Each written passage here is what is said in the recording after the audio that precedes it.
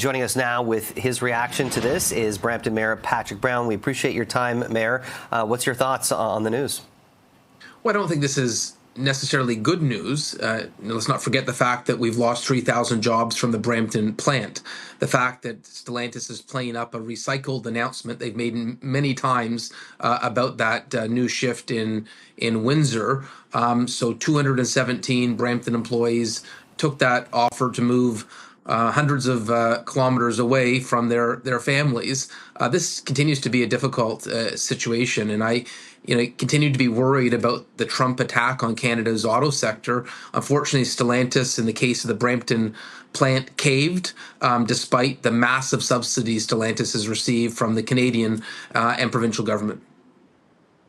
I'm curious, it's a great thing that you've got some unemployed workers that are now going to be employed, but that means that, part of the workforce, or a small part, is leaving your city to go have to seek work elsewhere.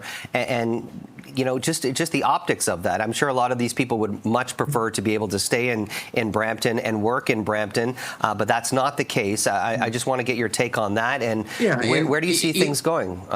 You look at the big picture, 217 workers are moving to save their job. We still have 2,800 auto workers who have lost their jobs, and so this is Stellantis putting lipstick on a pig.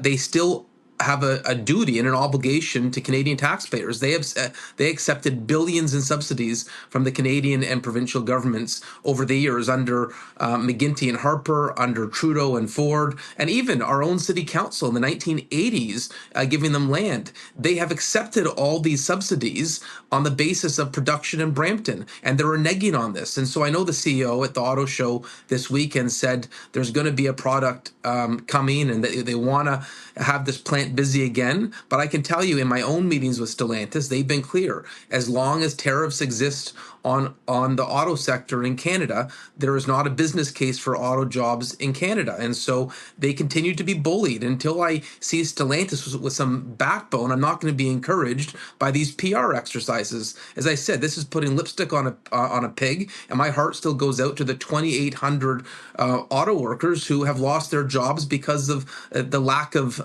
fortitude of Stellantis. There's been tens of thousands of jobs that have not only been shed in the first month of this year, that roughly about 60,000 or so that were lost over in 2025. Given where things stand with the trade war and the fact that it doesn't seem like the federal government and the U.S. And the Trump administration are any closer to getting a deal, what are some of your other concerns about the fact that there's going to be a lack of interest in doing business here in Ontario, in Canada, while this trade war continues, and as we continue to get further and further away from making a deal?